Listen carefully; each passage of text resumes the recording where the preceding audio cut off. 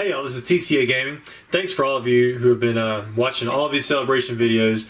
Noticed the view count actually did pretty good on them, and I think it's just because so many people are excited about the set. But I'm going to show you guys several different games in this one. We're actually going to see Metazoo, we're going to see Magic, Yu-Gi-Oh!, Pokemon, we're going to see some Consignment, some stuff that I bought. And at the very end, I promise, we're going to open up some packs that most of you who are on this channel have probably been waiting for a little bit for me to open. Some WotC, outside of Fossil, because we've done a lot of Fossil lately. So first I'm going to start off with this. Bought another Umbreon Gold Star. These are still slowly trickling in. Prices on these I've noticed have been pretty steady, around $70 or so. Every now and then I grab one that's nice, minty, and pretty well centered for a little less than that. But for the most part, I've been trying to buy one a day. The Charizards, I haven't been able to buy one since that last video that I made where I said I was buying one a day. I'm still waiting for them to come back down to the 100 price mark and see if I buy one a day, if they'll stick around that price. But I think I have seen a few around the 125 mark, but really the ones that are well centered have stuck about 140. So that's kind of cool to see how it quickly dropped and then it's actually stayed there for a little bit. I'm wondering how it's going to fare once they start coming back from PSA. I'm already getting reports of PSA 10s coming in. Now the first thing that I bought that's not Pokemon is this right here. This is a Time Vault. For those of you who are familiar with Magic, you probably know what this is. It's considered one of the Power 9. This is Alpha, the very first printing. It's kind of like base first edition, but much more limited. I got this for a pretty cheap price. This is probably one of the cheapest of the Power 9, based on the price that I paid for it anyways. I'm slowly kind of picking them up here and there. I got this from David Adams Card World, and as a freebie, they sent me a Yu-Gi-Oh! Blazing Vortex box. I imagine since it was free, they're trying to get rid of them. And for something for Yu-Gi-Oh! That they want to get rid of, I imagine it's not that expensive of a box, probably about 50 bucks or so. But who knows, maybe it's worth something. I'll probably just set it back for now. It doesn't look like it would be one of the types of boxes that appeal to me, because I kind of like the older stuff. The only thing on here that to me that looks like it resembles something, it says armed and dangerous. When I see armed, I think of like the armed dragons, like the level all up to level 10, whatever it was. And even then, that wasn't too like as old. Like that was still kind of like newer era for me, which it's like saying, you know, Neo is newer era. You know, it's still way back, you know, near the beginning. But I didn't collect much past the very first 4 or 5 sets. Well, 6 sets. But still pretty cool. I like adding this kind of stuff just here and there. Next up, I'm going to show you guys a Consignment. So we had some first edition packs come through. We've got some more. Another Gym Challenge set in Gym Mint 10 condition. I just got my results back for some PSA packs, and I'm pretty upset with them, especially when you could get something like that all crumpled up in there at PSA 10. In fact, they marked some of them altered. They marked all of the Typhlosions from my Neo Genesis altered for some reason, even though they were all from a sealed box that I personally cracked myself. And sent them all in, you know, from the same box.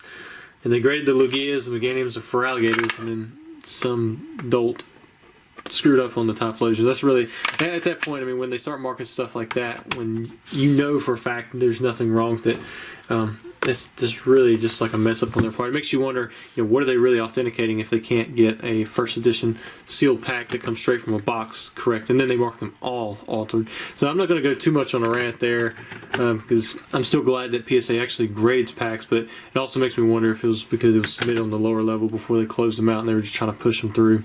Because they're, you know, they're on a hiring frenzy, but at some point, if you're going to call something fake, then you need to have something to back it up. So I might actually reach out to them about that. I'm a little perturbed. But this is some of the stuff that's going to Consignment. They also have, I know many of you don't really care about the sealed packs, they've got plenty of PSA cards too. Now these will be starting on Sunday. This is one that I showed on IG. You got this Mewtwo, the test tube Mewtwo from Shining Legends. Very iconic artwork, at least for like newer eras, but you know, this takes people back to the original movie. So I think that's why it's maintained its popularity. There you got a 10th movie promo Mew. You got a lot of WotC hollows here. These are from Neo Genesis. There's the T17, Typhlosion's tough, Slowking's tough as well, Metal Energy's tough, Misty's Golduck is a tough one. These are 8s. You got a 9, and there are some 10s in here. Giovanni's Persians. I still need that one in a 10. Got Blaine's, Koga's Beedrill, Sabrina's Alakazam. put these up over here. Make sure I keep all this stuff in the right place. Got Rocket's Mewtwo, Giovanni's Gyarados, Blaine's Moltres. The 9s are so much more affordable than the 10s. But even still, if you want some 10s, we're going to have that as well. Got the Magneton, Giovanni, Blaine, Sabrina, Koga's Ditto. I've had so many packages come back from Australia and New Zealand and stuff like that. And what's bad is they say that they'll refund your money, but some of these I paid for the postage through PayPal or through eBay, so it's not covered by USPS. And that's even more frustrating because PayPal only does it for up to 48 hours, so you're kind of stuck. I've been filing claims, and every now and then I'll get a representative who calls me, which is kind of surprising. And he changes how it was marked, and then they just send me a check for the postage. But really, what's the worst part about it? Like if I sold this Machamp for a consignee, say for it goes for $500, I take the 20%. I pay the fees and whatever else comes with that. So essentially, I'm on the hook for what I pay them and the fees and everything. So it might work out to say $450, and really the profit was $50. And then I pay for the postage, whatnot. It comes back. I've already paid the consignee, so I can't sell it back to them or charge them the money. I take all liability in that case. So then I have to make a decision. Hey, do I like this card enough? Do I just want to buy it myself instead of trying to sell it again and take a loss? And most of the time, because of the way the market's been lately, I just kind of set it back. And because at that point, you're probably going to take a loss if you try to sell it again. Because even if it sells for the exact same price it did before, you're still at the postage and the fees. So that's one benefit of consigning. I've been getting so many questions about it. But like, if you consign through me, as soon as I get paid, you get paid. As long as everything's paid for. If there's some stragglers, then we might have to wait. But any item that's paid for, you're going to get paid for no matter what. No matter what the buyer does, if they decide to try to scam me, charge back, the mail messes up, the mailman takes it and punts it into the next room, and then you're out insurance money, whatever. You don't take any of that liability. And I think that's why a lot of people have been doing consignment, not only through me, but through other people.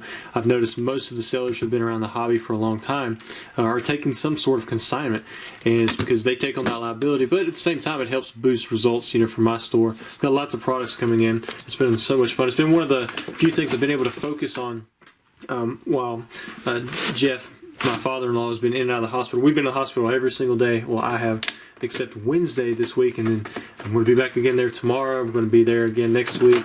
And so it's just one of those things, that's with life, and that's why I haven't done so many videos with you guys. I've been trying to focus all my free time on the consignees, making sure they do get at least some advertising, like these right here. I'll probably end up showing something else on IG or something like that, but all this stuff is starting on Sunday, and they actually have their first round of listings, which was all the packs I showed before, ending on the same Sunday. And so I hope you guys take a look at it, because right now, you've got opportunity in the market, and so hopefully you'll find something that you like. Next up, I also bought this right here, a PSA 10 Jumbo Charizard GX. I paid a premium, probably the most ever paid for a Jumbo. I paid or for at least a Jumbo Charizard, or modern anyways, paid like $1,200 or so, and he's got two more online. And the reason I'm telling you guys the price and letting you know that I may have overpaid, especially knowing that there are two more. There was 3 on the market. I went ahead and paid that price because to me it was worth it just to go ahead and get this in Gem at 10 and have it knocked off my list.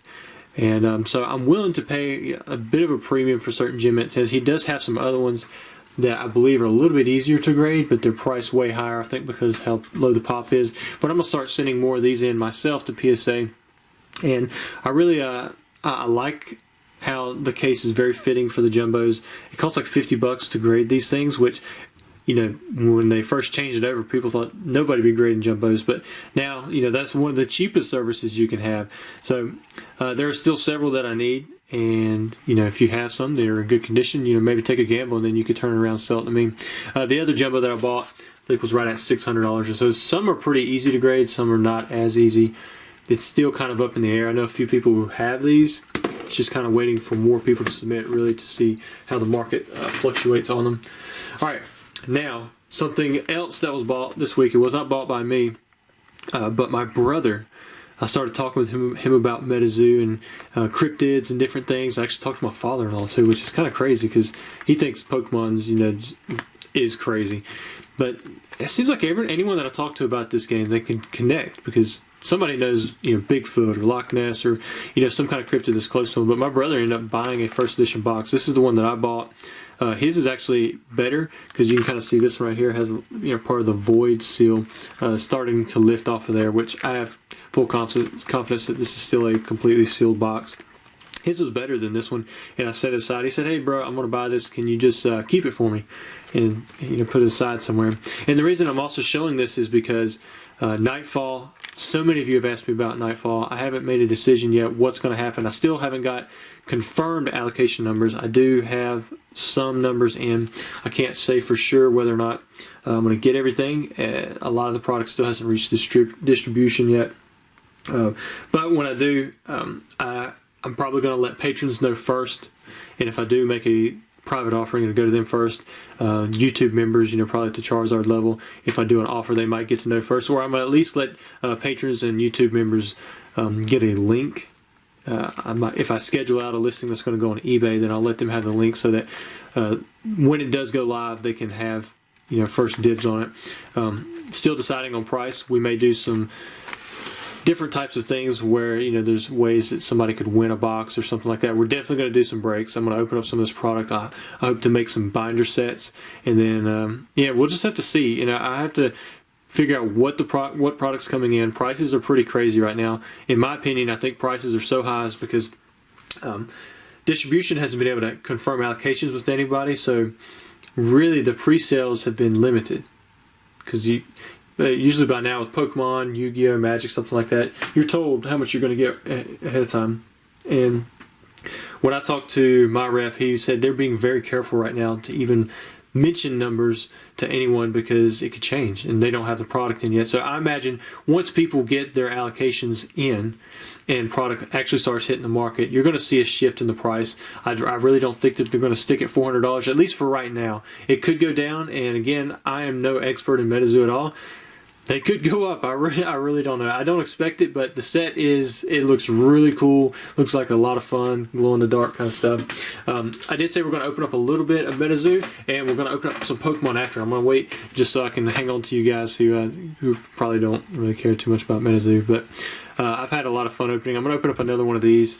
I still have different products from the original Kickstarter promotion thing that Mike had sent out. And I'm glad that he's reached out to me, and he's really worked with me quite a bit, even on Nightfall.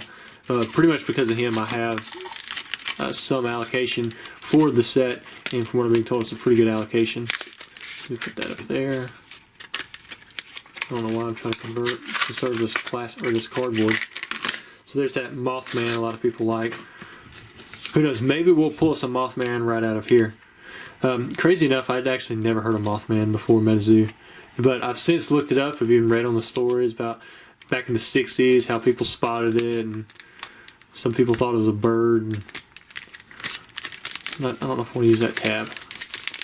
Maybe open it up like this. I'm going to have to get opening these packs down. Oh wow, that's tough.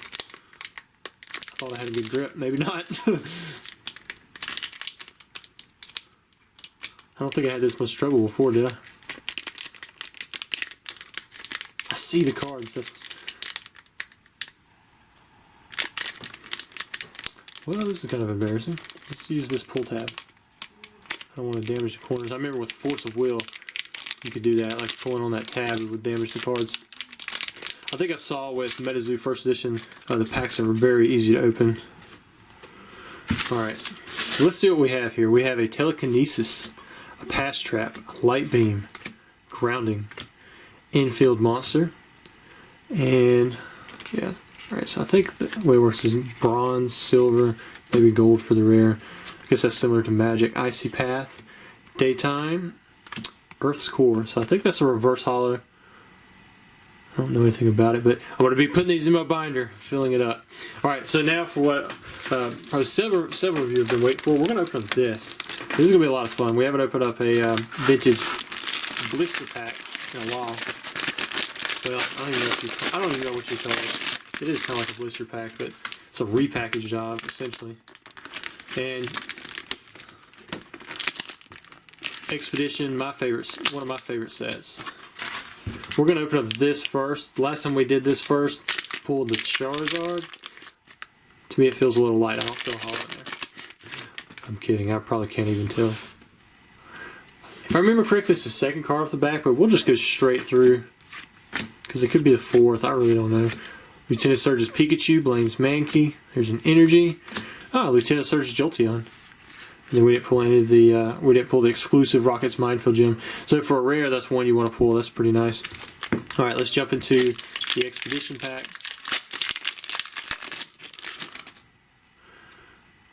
I believe you take the 2 off the back. All right, Power Charge, Pokemon Reversal. You got a Cyndaquil, Squirtle, nice, Spearow, Cubone, Magikarp. Ooh, we got a Reverse Hollow Rare, Golem, and a Tyranitar Rare. Now, I think if there's a Hollow, then it'll be like before the Reverse Hollow, if I remember correctly. I can't remember. Hopefully we'll hit one Hollow in this, but if we do, it's going to have to be in this pack. Otherwise, it'll be a dud. There's 2, so let's say that's the rare, that's the Reverse Hollow. If it's a Hollow, it'll be that last card. Strength Charm, Electabuzz, Squirtle, Mareep, Totodile, Poliwag. Alright, so the rare's Pidgeot. Got a Reverse Hollow Rare again, a Magby, and oh, it's a Chikorita. So we went 0 for 3. I thought it was going to be a lot of fun. We're going to pull us a Charizard from Expedition. Well, that didn't happen. But anyways, I hope you guys still enjoyed the video. These are not cheap. You should go look up the price of these 3 packs. It's not cheap, and I pretty much just did it on all 3. But anyways, hope you guys enjoyed the video, and I'll have another one hopefully soon. We'll just have to see how the next week or 2 goes with everything at the hospital. Thanks.